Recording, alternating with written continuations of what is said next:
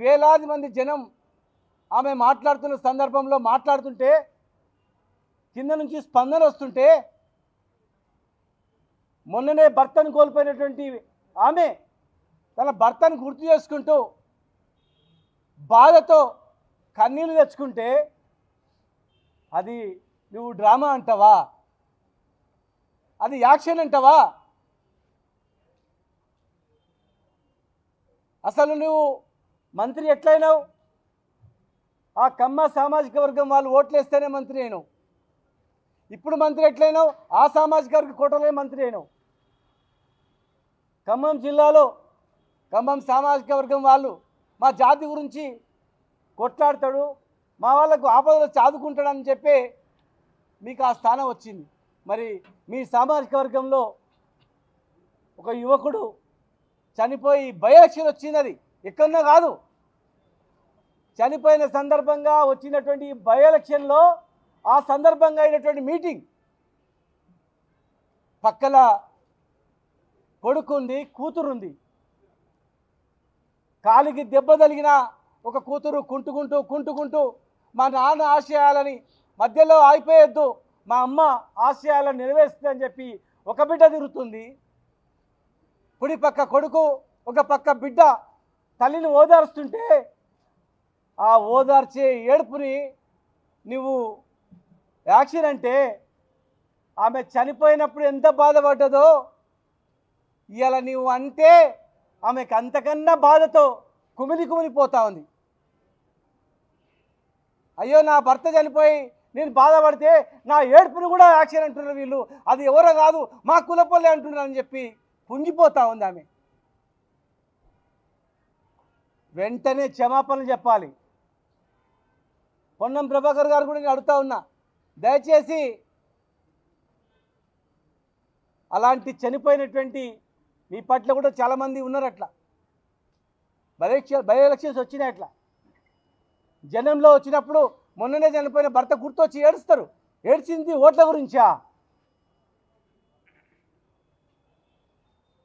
ఇది ఆడవాళ్ళందరూ గమనించాల. పక్కల మేయర్ గారు ఉన్నారు, వారు మాట్లాడేటప్పుడు మరి మేయర్ గారు కూడా ఆమె మా బీఆర్ఎస్ పార్టీ నుంచే గెలిచింది, మా నాయకుడే మేయర్ చేశారు. మరి దయచేసి ఆమె ఒక ఆడబిడ్డగా స్పందించాలి. నీకు ధైర్యం ఉంది ఇమ్మీడియట్గా ఆపాల్సి ఉంటుంది. ఏం మాట్లాడుతున్నావా అని చెప్పి. పదవులు ఉంటాయి పోతాయి, పెద్ద లెక్క కాదు. రాజకీయాలు పదవులు ఎప్పుడు చేస్తాయి ఇవన్నీ కూడా కాదు. ఒక ఆడపిల్లను అంత అవమానపరిచే రీతిలో ఆమె ఏడుపును కూడా వేలాది మంది సమక్షంలో వాళ్ళందరూ చాలామంది ఏడ్చిండ్రు. గోపెన్న అమర్హయ్ అని ఒక ఆడబిడ్డను అవమానిస్తుంటే వెంటనే మైక్ ఆపేసింది. ఏం మాట్లాడుతున్నావా, ఏం రాజకీయం ఇది, అట్లా మాట్లాడొద్దు అని వారించాల్సింది. కానీ ఇప్పుడైనా స్పందించాలా. రాజీవ్ గాంధీ గారు చనిపోయినప్పుడు జనరల్గా చనిపోయిన వాళ్ళ గురించి మాట్లాడతారు. చనిపోయిన సందర్భం దేశవ్యాప్తంగా కూడా చనిపోయినటువంటి బాడీని ఫోటోలు వేసి కూడా మరి దేశవ్యాప్తంగా కూడా ప్రచారంలో పాల్గొనడం జరిగింది. ఆ రోజు అందరం కూడా రాజీవ్ గాంధీ గారు అనవసరంగా చంపారు పాపం అని చెప్పి అందరం కూడా బాధపడ్డాం. కానీ ఏనాడు కూడా దాని రాజకీయం గురించి ఉపయోగపడుతుంది అనుకోలే. ఒక మంచి యువకుడిని కోల్పోయింది ఈ దేశం అని చెప్పి పార్టీలకు అతీతంగా బాధపడ్డారు. ఇట్లా మీలా కనలే కనీసం ఆడపిల్లని చూసి కూడా మీకు కనికరం రాలేదంటే, తుమ్మల గారు ఒక ఆడపిల్లని కూడా నీవు వదిలిపెట్టలేదంటే, అవమానపరిచిందంటే చాలా బాధాకరం, దురదృష్టకరం. ఇది దయచేసి వెంటనే క్షమాపణలు చెప్పాలి. లేదంటే ఆడవాళ్ళు, ఒక తెలంగాణలో ఉన్నటువంటి ఆడవాళ్ళు వీళ్ళు మాట్లాడినటువంటి మాటలు వినండి. కింద వేలాది మంది ఏడుస్తున్నారు, మేము చూసినాం కళ్ళారా, ప్రత్యక్ష సాక్షిని కూడా నేను. వేల మంది ఏడుస్తుంటే ఒక ఆడబిడ్డ భర్త గుర్తు వచ్చి ఏడవద్దా? భర్త గుర్తు వచ్చి ఏడిస్తే కూడా అది యాక్షనా? కూతురు కొడుకును పక్కన పెట్టుకొని ఏడుస్తుంటే అయ్యో తండ్రి లేడు కదా మీకు అని చెప్పి, చిన్న ఇల్లు అది, మామూలు ఇంట్లో ఉండి ప్రజల గురించి బతికిండు.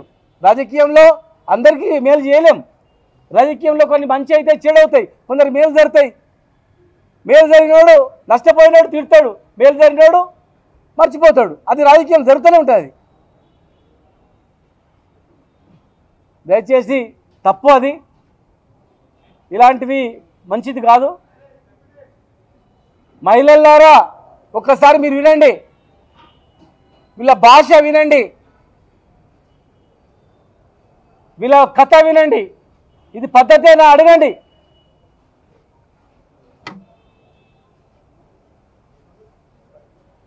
ఒక కమ్మ మహిళలే కాదు అడగాల్సింది, కమ్మ సామాజిక వర్గాలే కాదు, ప్రతి ఒక్క మహిళలు అడగాల్సిన అవసరం ఉంది. ప్రతి ఒక్క మహిళలు బాసటగా నిలవాల్సిన అవసరం ఉంది. వెంటనే తుమ్మల నాగేశ్వరరావు గారు క్షమాపణ చెప్పాలి. జూబ్లీ హిల్స్ ఉప ఎన్నికల్లో కాంగ్రెస్ పార్టీ అభ్యర్థి ఓడిపోతాడనే భయంతో బీఆర్ఎస్ పార్టీ అభ్యర్థిని మాగంటి సునీతమ్మ గెలుపు ఖాయమనేటువంటి వార్తలు వస్తున్న నేపథ్యంలో ఈ రాష్ట్ర మంత్రులకి కాంగ్రెస్ పార్టీ నాయకులకి వెన్నులో వణుకుబుడుతూ ఉంది.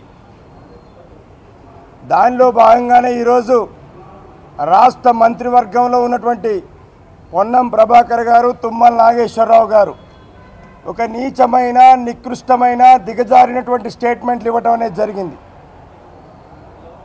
మొత్తం మహిళా లోకాన్ని కించపరిచే విధంగా మాట్లాడటం జరిగింది.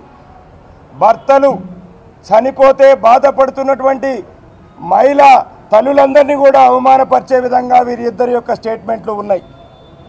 నేను వీరిద్దరిని అడుగుతున్నా, ఈ స్టేట్మెంట్ ఇచ్చే నాయకుల్ని, రేపు మీరు చనిపోతే మీ భార్యలు ఏడవరా అని వీళ్ళిద్దరిని సూటిగా ప్రశ్నిస్తూ ఉన్నాను.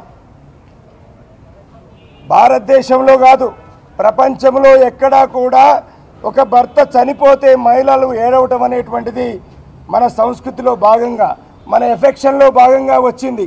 ఇంత దిగజారి నికృష్టంగా మాట్లాడినటువంటి మంత్రులు ఈ రాష్ట్రంలో ఉండటం అనేది తెలంగాణకు సిగ్గుచేటు. ఎందుకంటే వీళ్ళ స్టేట్మెంట్లు ఒక్క నిమిషం అన్న, ఎందుకంటే సీనన్న చెప్పినట్టు గతంలో ఇందిరాగాంధీ గారు చనిపోయారు, రాజీవ్ గాంధీ గారు చనిపోయారు. ఎవరు కూడా ఇలాంటి దగుల్బాజీ స్టేట్మెంట్లు ఇవ్వలే. అయ్యో ఈ విధంగా చనిపోయారని బాధపడ్డారు తప్ప ఇలాంటి దిగజారిన స్టేట్మెంట్లు ఇవ్వలేదు. అది కూడా పొన్నం ప్రభాకర్ గారు ఇద్దరు మహిళలను పక్కన పెట్టుకొని ఆయన స్టేట్మెంట్ ఇచ్చాడు. ఒక పక్క మేయర్ గారు ఉన్నారు, ఇంకో పక్క దివంగత పి జనార్దన్ రెడ్డి గారి కూతురున్నారు. వారిద్దరి సమక్షంలో మహిళలను కించపరిచే విధంగా స్టేట్మెంట్ ఇవ్వడం జరిగింది. అదేవిధంగా మంత్రిగా ఉన్నటువంటి తుమ్మల నాగేశ్వరరావు గారు పాలేరు బై ఎలక్షన్స్లో ఎవరి మీద గెలిచారు? ఆ రోజు అనారోగ్యంతో చనిపోయినటువంటి రామిరెడ్డి వెంకటరెడ్డి గారి భార్య శ్రీమతి సునీతమ్మ గారి మీద ఆ రోజు ఆయన గెలవటం జరిగింది. మరి రామిరెడ్డి వెంకటరెడ్డి గారు చనిపోయకుండా ఉన్నట్టయితే ఆయన ఆ రోజు గెలిచేవారా? ఆ రోజు ఎమ్మెల్యే అయ్యేవారా? కేసీఆర్ గారి ఆశీస్సులతోని ఆ రోజు ఆయన ఈ రాష్ట్రంలో మంత్రిగా అయ్యారు, బీఆర్ఎస్ యొక్క ఆశీస్సులతోని. ఇలాంటి మాటలు మాట్లాడతారనే ఆ రోజు ఆ తర్వాత ఎన్నికల్లో ఆయన ఓడించడం అనేది జరిగింది. నేను అడుగుతా ఉన్నా, మీరు ఈ రాష్ట్ర మంత్రి మండలిలో ఉండి ఈ రాష్ట్ర తెలంగాణ బిడ్డల్ని, ఆడబిడ్డల్ని అవమానించేటువంటి నీచమైన స్థితికి దిగజారారు. మిమ్మల్ని చరిత్ర అనేది క్షమించదు. మీరు తక్షణం తెలంగాణ బిడ్డలందరికీ కూడా క్షమాపణలు చెప్పాలి. ప్రత్యేకించి భర్తలు కోల్పోయినటువంటి తల్లులందరికీ కూడా, స్త్రీమూర్తులందరికీ కూడా మీరు క్షమాపణ చెప్పాలని మేము డిమాండ్ చేస్తూ ఉన్నాం.